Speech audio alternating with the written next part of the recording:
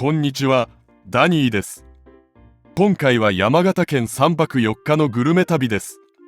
山形県は東北地方の日本海側に位置する県で、さくらんぼを筆頭にラ・フランス、ぶどう、スイカなど、日本国内トップクラスの収穫量を誇る果物がたくさんある果樹王国です。他にも、美しい霜降りがたまらない最高級ブランドの米沢牛や、一年を通して多種多様な魚介が上がる庄内浜の海の幸、山菜やキノコといった山の幸に恵まれています。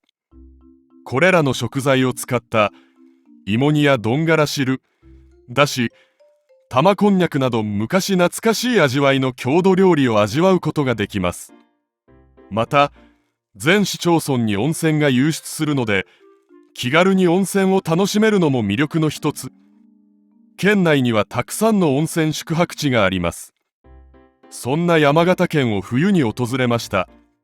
グルメや観光を楽しみながら、山形の魅力をお届けできればと思います。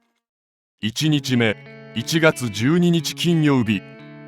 今回の山形空港行きのフライトは、ゲートからバスで駐機場まで移動して飛行機に乗るというスタイル。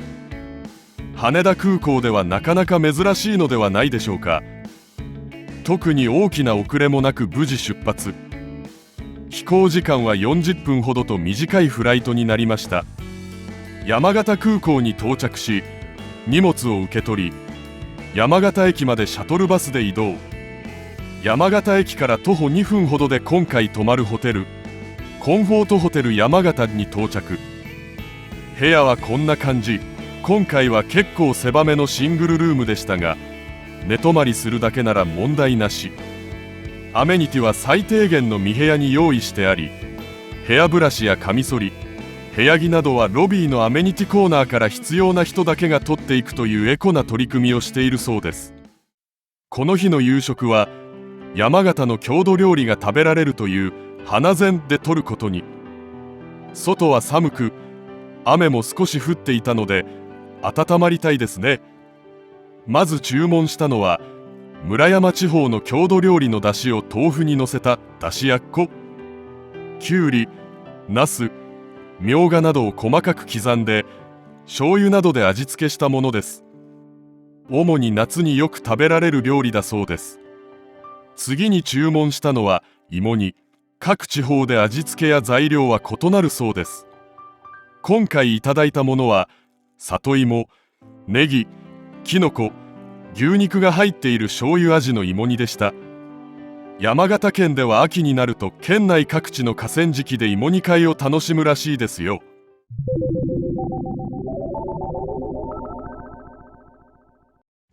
朝食付きプランだったのでホテルでいただきます。ビュッフェだと取りすぎる癖を直したい。この日は結構ハードに移動する予定だったので、朝早めに出発。山形駅に向かいます。まずは蔵王温泉へ向かって樹氷を見に行きます。山形駅のバス案内所で蔵王温泉へのバス往復券とロープウェイ乗車券を購入。結構高い。蔵王温泉に近づいてくると、外の景色もどんどん変わってきます。山形駅からバスで約40分で蔵王温泉バスターミナルに到着。バスターミナルからロープウェイの駅まで徒歩10分ほどなので歩きます。蔵王温泉は豊富な湯量と硫黄泉が特徴。そこかしこで湯気が見えます。日帰り温泉施設もいくつかあるので、気軽に立ち寄って温泉を楽しむことができます。冬は東北最大級の蔵王温泉スキー場とスノーモンスターと呼ばれる樹氷が魅力。ロープウェイに乗ってこれらを見に行きます。滑らないように足元に注意しながら歩いて、蔵王ロープウェイの蔵王山麓駅に到着。ロープウェイはスキー場利用客などですでにいっぱい。20分ほど待ってようやく乗れました。下山した時には2時間待ちになっていたんで、ロープウェイに乗りたい人は営業開始直後に乗った方が良さそうです。さて、まずは山麓線で7分ほどかけて樹氷高原駅に向かい、その後は山頂線に乗り換えて地蔵山頂駅に行く流れのようです。山麓線は視界がクリアで、遠くまで雪山の景色を見たり、滑っているスキーヤーを見ることができます。樹氷高原駅について、次は山頂線に乗り換えです。山頂線はさっきまでとは違って外は大雪、ロープウェイの車両の窓も凍っています。地蔵山頂駅までの所要時間は約10分。この辺りからかなり寒くなってきます。山頂はマイナス10度以下になるそう。地蔵山頂駅に到着。標高1661メートルということはロープウェイで800メートルほど登ってきたということですね。早速外に出て樹氷を探しに行こうと思ったら、すぐそばにありました。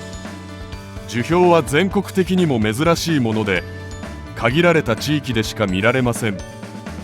蔵王の樹氷は霧状になった氷点下の水滴を含む季節風が木々にぶつかり、瞬間的に凍りつくことで成長していくそうです。まさに自然が作り出すアートですね。夜にはライトアップがされ、また美しい風景を見ることができます。ただ、数メートル先が見えないような吹雪なので、ゆっくりと鑑賞するにはそれなりの防寒具を用意する必要がありそうです。さて、次は蔵王地蔵村を見に行きます。視界不良な上、道が悪く、たどり着くまでなかなか大変でした。このお地蔵様は1775年に作られ、その後は遭難者が少なくなったというそうです。祈願すればあらゆる願いが叶い、不慮の災難を逃れられると伝わっているみたいです。極寒なのと、次の予定もあるので山頂を後にしてロープウェイで下山します。下山時のロープウェイからの景色も美しく、だんだん視界が開けて街が見えてきます。下山後は蔵王名物ジンギスカンを食べられる炉端で昼食をとることに。ジンギスカンといえば北海道が有名なのですが、現在のような鉄鍋を使って調理するジンギスカンは諸説あるようですが、蔵王温泉で誕生したと言われているそうです。臭みもなくさっぱりとした美味しいジンギスカンでした。ちなみにこのレストラン、入り口に自由に楽しめる足湯があります。せっかく蔵王に来たので、昼食後は日帰り温泉に入っていくことにしました。いくつか候補はありましたが、レストランから近かったこちらの源七の湯に行きました。内風呂と露天風呂があり、せっかくなので露天風呂へ。雪がたくさん降る中の露天風呂、頭はひんやり、体はポカポカでした。入浴後はバスターミナルに戻って山形駅に向かいました。山形駅に戻った後、次の目的地に向かう電車まで時間があったので、畑スタイルエスパル山形店で季節のパフェを食べて待ちました。ソフトクリームはラフランス味で香り豊か。またパフェには珍しくみかんが入っていました。次の目的地は銀山温泉。こちらの電車で大石田駅まで向かってバスに乗ります。40分ほどバスで移動すると銀山温泉に到着します。バス停から5分ほど歩くと目的地の温泉街があります。レトロな景色が広がる銀山温泉。日が暮れるとガス灯が灯り、ノスタルジックな雰囲気を楽しむことができます。実は今回この時期に山形旅行をしたのは、この銀山温泉の雪景色が見たかったから。写真映えもしますし、こんな美しい温泉街を歩けるのはとても貴重な経験だと思いました。いつかこの銀山温泉に泊まりに来たいものです。夕暮れは観光客が多く騒がしいですが、夜が更ければきっと静かな温泉街になるはず。さて、帰りのバスが来るまでに、せっかくなのでどこかのお店に入ろうと、伊豆の花でコーヒータイムにすることにしました。このソフトクリームはそばが入っており、香りよく美味しかったです。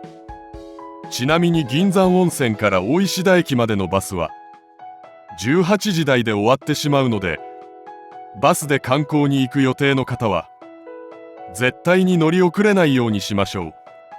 大行列必至なので早めにバス停に向かった方がいいです。大石田駅から山形駅に戻ってきました。久しぶりに新幹線に乗れてちょっと嬉しい。夕食は山形駅から徒歩3分ほどのところにある常盤に来ました。老舗の米沢牛専門店で最高品質の米沢牛をすき焼き、しゃぶしゃぶ、網焼き、ステーキなどで堪能できるレストランです。今回はすき焼きの特選を注文しました。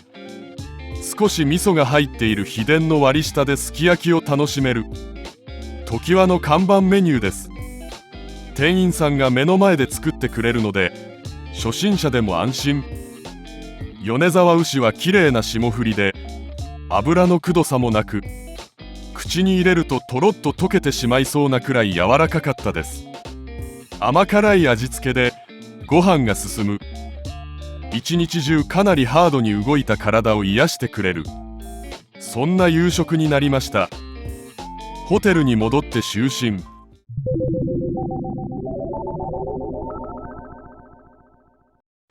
3日目、1月14日日曜日。この日は山形駅よりバスで1時間で行ける仙台にやってきました。仙台は日帰りで以前来たことがあったのですが、ちゃんと観光できなかったので、今回せっかくなのでちょっと来てみました。まずはバス案内所でループル仙台の1日乗車券を購入。ループル仙台は仙台市内中心部のおすすめ観光スポットを循環する観光バスです。バスに乗ってまずは瑞鳳殿に向かいました。瑞鳳殿前バス停から少し歩いて、かなり急な坂道と階段を頑張って上がっていくと瑞鳳殿の入り口が見えてきます。瑞鳳殿は仙台藩の伊達政宗をはじめとした伊達家三藩主の墓所です。桃山文化の威風を伝える豪華絢爛な霊廟で、敷地内には資料館もあります。瑞鳳殿を後にして再びバスに乗って次は仙台城跡に向かいます。城はすでに焼失しており、跡地には資料展示館や伊達政宗公騎馬像、フードコートなどがあります。資料館ではコンピューターグラフィックスによる城の復元映像などが見られます。伊達政宗公騎馬像からは仙台市街を展望できます。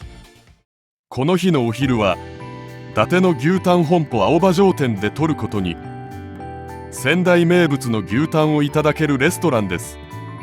香ばしく焼き上げられた牛タンは歯切れよく程よい歯ごたえでうまみが強かったです。昼食後はバスに乗って仙台駅へ。仙台駅の地下にあるずんだ茶寮でデザートをいただくことに。ここでは仙台名物のずんだを使ったずんだシェイクを注文。ずんだは枝豆をすりつぶして作る緑色のペーストで、仙台ではこれを使ったずんだ餅が名物になっています。枝豆とシェイク、意外な組み合わせですが味が濃厚で美味しかったです。デザートを食べた後は再びバスに乗って山形へ帰還し、ホテルで夜まで休憩。夕食は山形駅にある平田牧場ホテルメトロポリタン山形店へ行きました。平田牧場は東京にも店舗を持つとんかつと豚肉料理のレストラン。そのルーツは山形にあるそうです。ここでは金華豚のリブロースかつ膳を注文。ステーキなどでも使われる贅沢な部位です。肉厚のとんかつは赤身と脂身が何層にも重なっており、甘みがあってとても美味しかったです。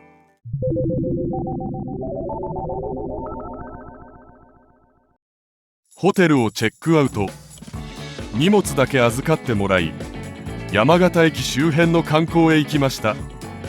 まず訪れたのは山形名物どんどん焼きが食べられるおやつ屋さんです。どんどん焼きは割り箸にロール状に巻いてソースなどをつけたお好み焼きのようなものです。おやつ屋さんでは通常のどんどん焼きに加え、チーズどんどん、マヨどんどん、カレーどんどんなどたくさんの種類のどんどん焼きを楽しめます。私はチーズどんどんを注文。どんどん焼きは通常手に持って食べるようですが、このレストランのどんどん焼きはかなり大きいため、お皿にのせて箸で食べるのが正解なようです。ソースは結構濃くて甘めなので、あっさりが好きな方は醤油のどんどん焼きを注文するといいと思います。次に訪れたのは花城公園。山形市の中心部に位置する山形城跡を整備した公園です。本丸一文字門など一部が復元されており、公園の魅力の一部となっています。春には1500本の桜が咲き誇る桜の名所でもあるそうです。また公園内には武道館や郷土館、博物館などの施設があり、一部は無料で入ることもできます。次に向かったのは山形丸ごと寒紅の蔵。山形の郷土料理が食べられるレストランや伝統野菜の直売所、情報館、お土産屋さんなどがあります。私は主にここで山形のお土産を買いました。